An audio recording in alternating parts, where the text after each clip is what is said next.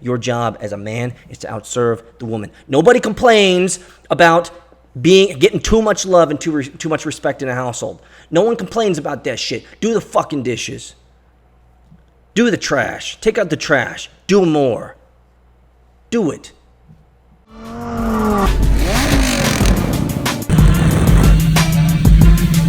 I've built many startups. Most of them have failed. And so Bitcoin is exactly the place that I like to be. We're going to end it right there.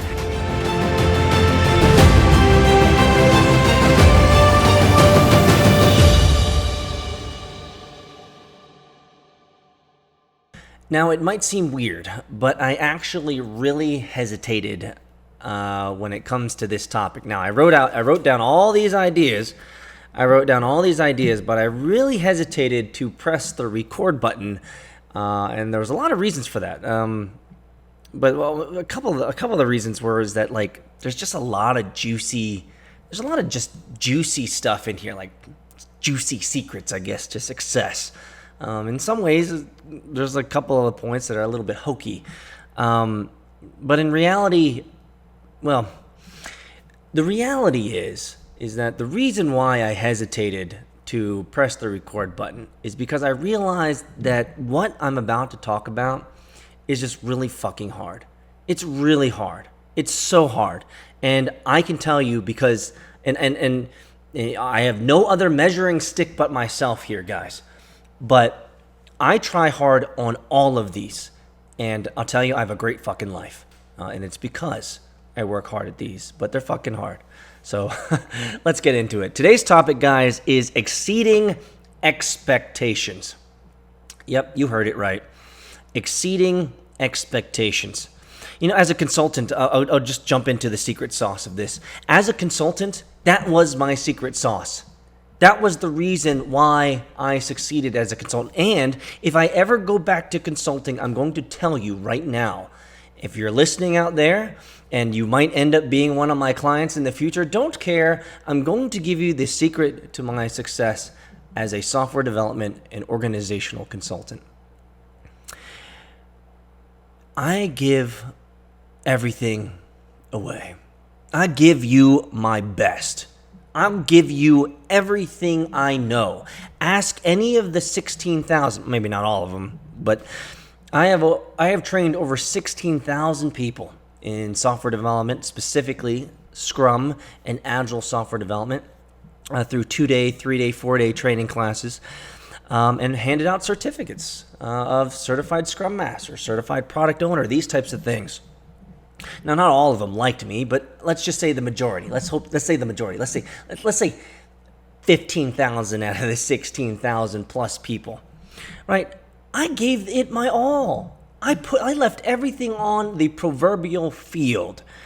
I gave them more information. I gave them more help. I gave them more of my knowledge than I think anyone else in that particular setting.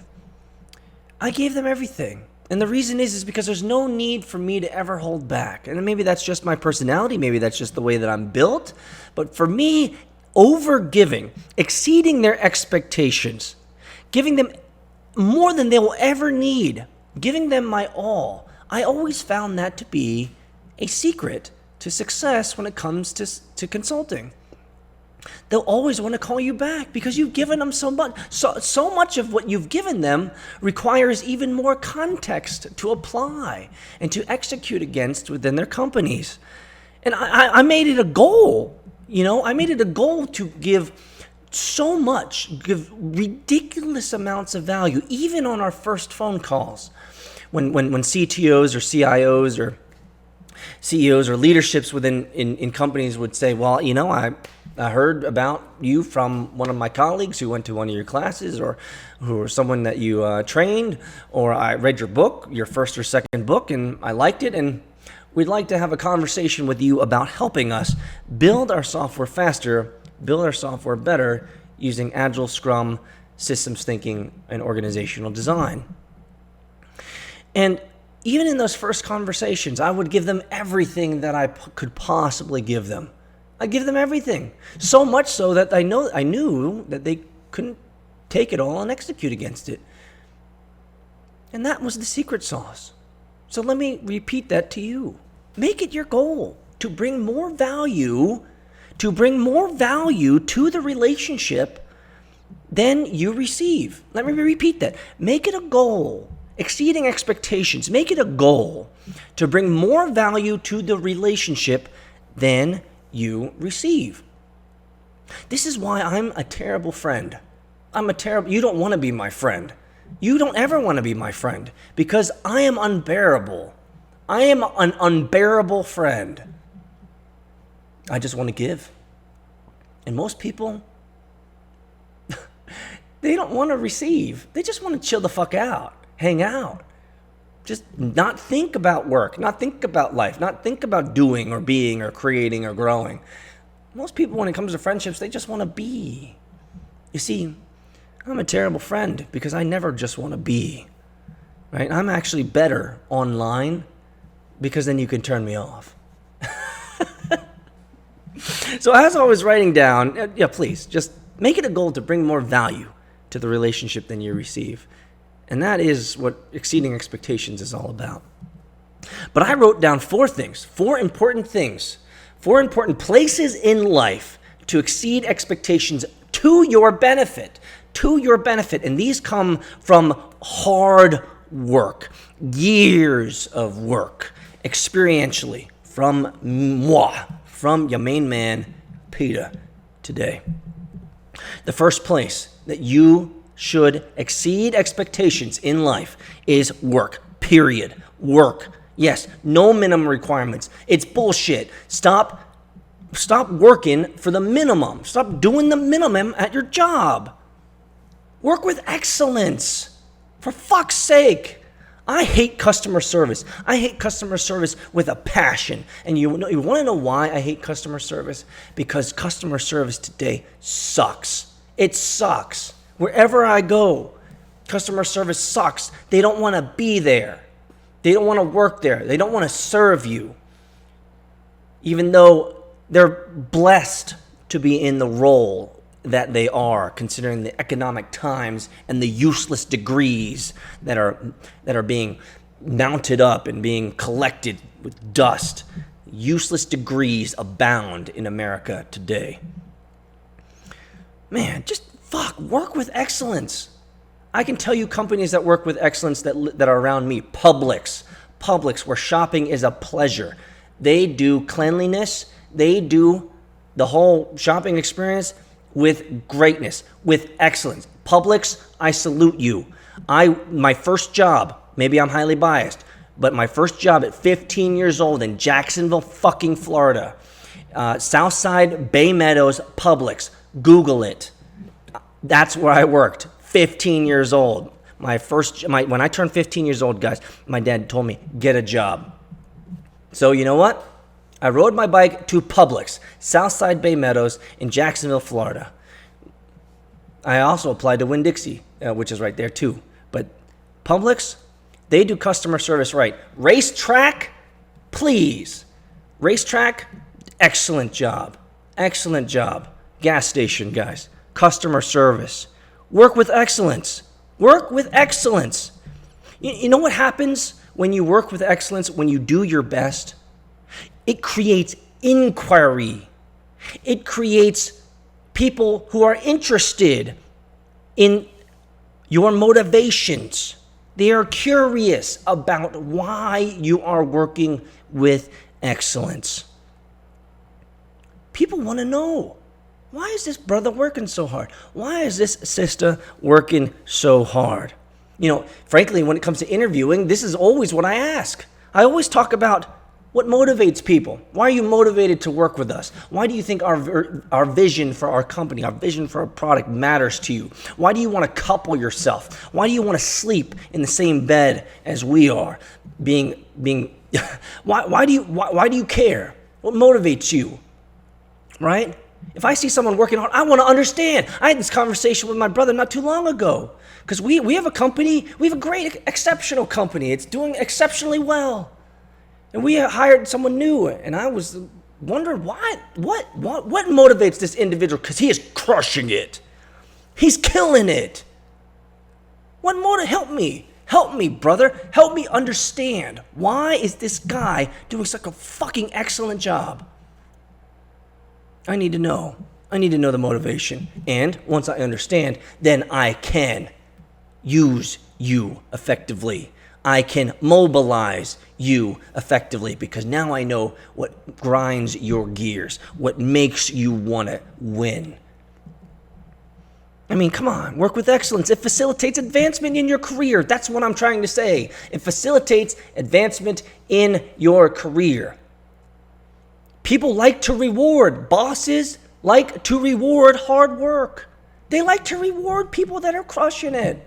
They want to do that. It's natural. Trust me, I've been a quote-unquote boss, though I hate the term. I'm a leader in a company. I've been there. I want to reward hard workers. If you're crushing it, bro, tell me why. Help me help you more. How can I, what am I missing? Please tell me, how can I utilize you and your motivations and your natural inclinations even better for mutual benefit? It's so funny when I talk to people, guys. I talk to people who wanna crush it. They want to go out on their own. They want to become a big baller. They want to start a new business. They want to try something new. And I ask them. I say, oh, this is very, very telling, guys. I ask them, how are you doing at your current job? How are you doing at your current job? Are you crushing it there? Are you number one salesperson there? Are you number one marketer there? Are you number one manager there? Oh, you're not? Well, you know what? People only want to work with people who are crushing it. People only want to work with people who are making it big, who are working hard on their goals, on their destiny, on their designed and crafted life that they want. I mean, be the best in a small pond. Prove it to me there. Then let's talk about your bigger vision. Because if you can't even do it if you're not responsible on the smaller levels, brother, please. Ain't nobody going to give you an opportunity when you can't even be king of a small pond. Number 2, exceed expectations in your attitude. Positive can-do attitude. Please. It slays me, guys, when I see someone with a shitty attitude. What the fuck is wrong with you? What the fuck is wrong with you? Life is too fucking good to have a shitty attitude about where you are, about what you're doing. You can improve that. You probably should start with your attitude. Exceed expectations in a positive, can-do attitude, because what it does is it creates relationship deposits in you and others. Let's break that down. Relationship deposits in you. What does that mean? Self-programming, motherfucker. That's what we're talking about. Go back to any of my talks on programming. You have to deposit into yourself positive attitudes. You have to program yourself to think positive. You have to program yourself to vibrate at a higher level, a positive level, so you can attract higher level positive shit. And when you have a positive, can-do attitude, you infect others. Go back to a talk on giving self-esteem gives you even more self-esteem back. You can't control jack shit in life. But you know the thing you can control? You can control your attitude. You can control your emotions. Go back to my podcast on controlling your emotions and mastering your emotions. Exceed expectations in an attitude of gratitude, of generosity of time, generosity of attitude. Be overly grateful. Be overly excited. Be overly involved. Be overly caring.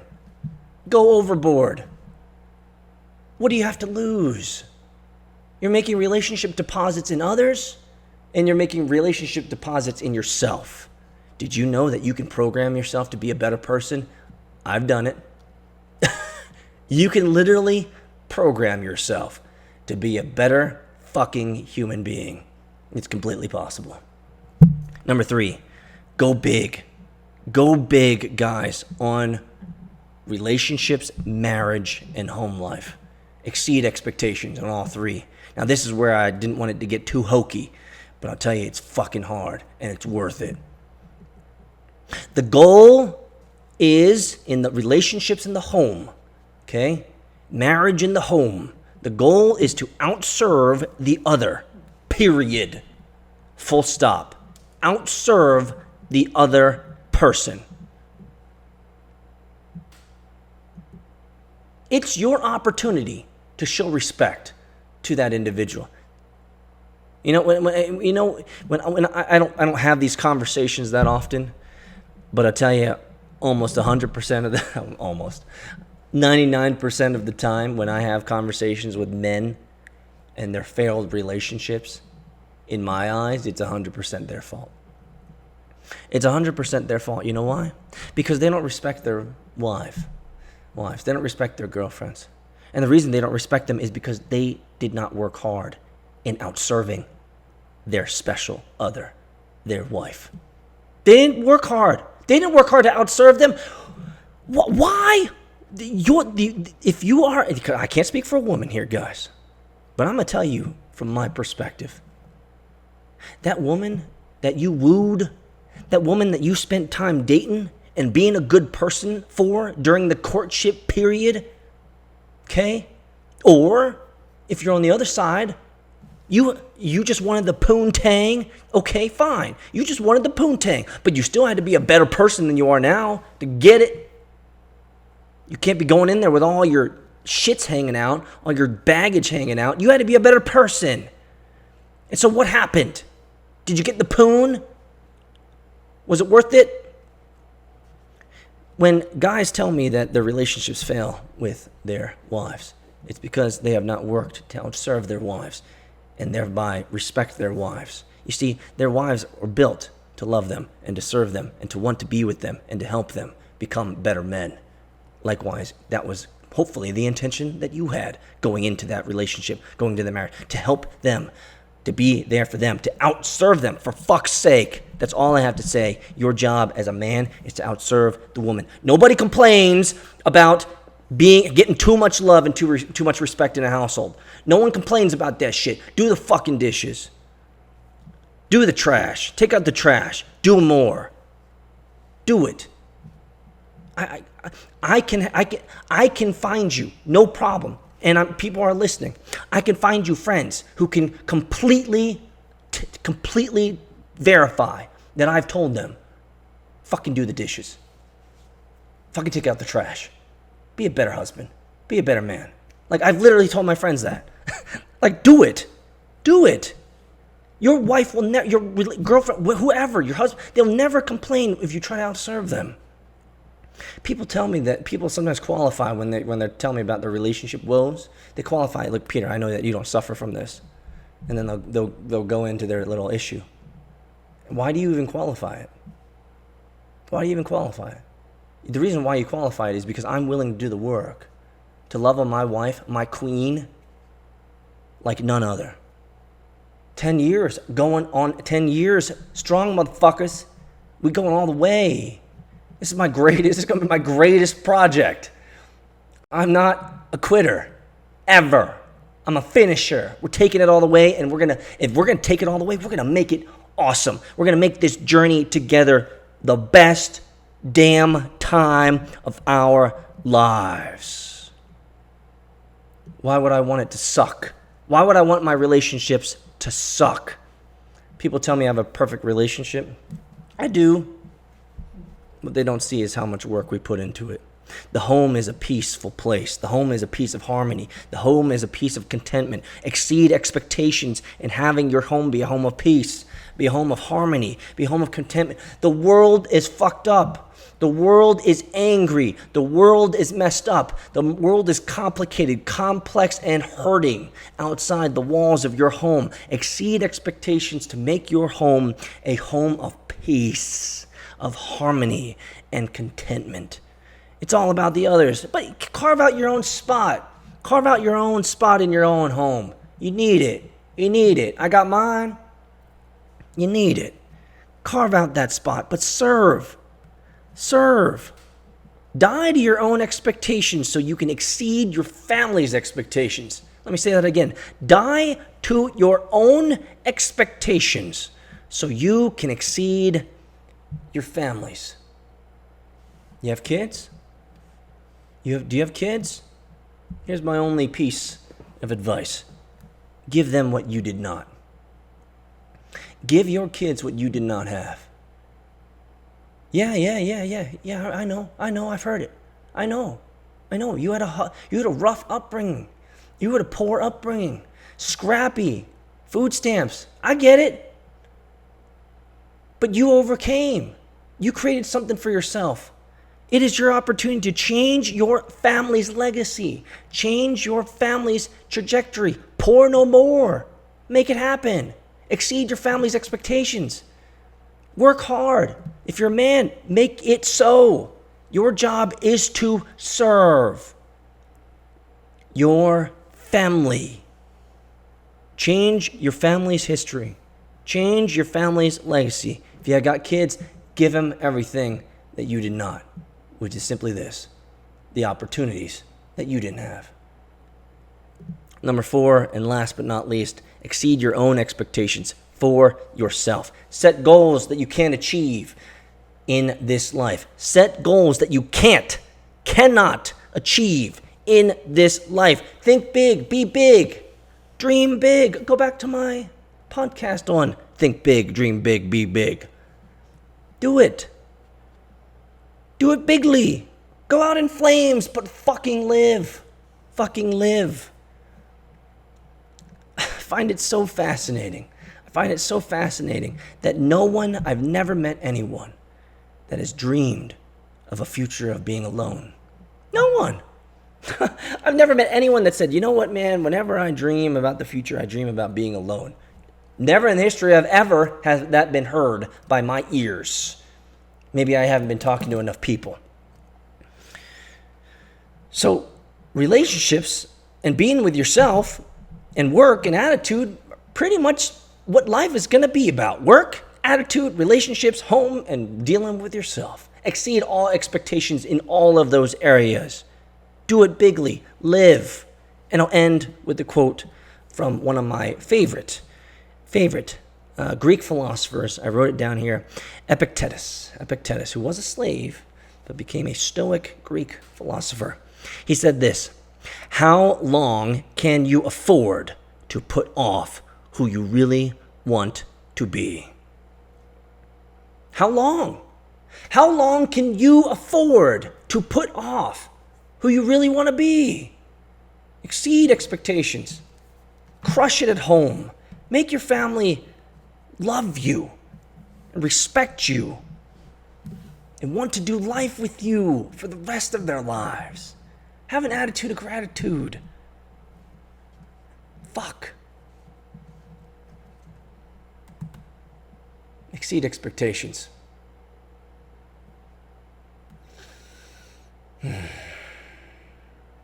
Where do you need to exceed expectations?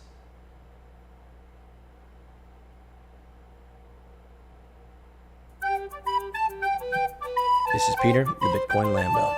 If you enjoyed this episode, feel free to subscribe, share, do whatever you want. But mostly I just want you to fucking improve. Peace out, guys.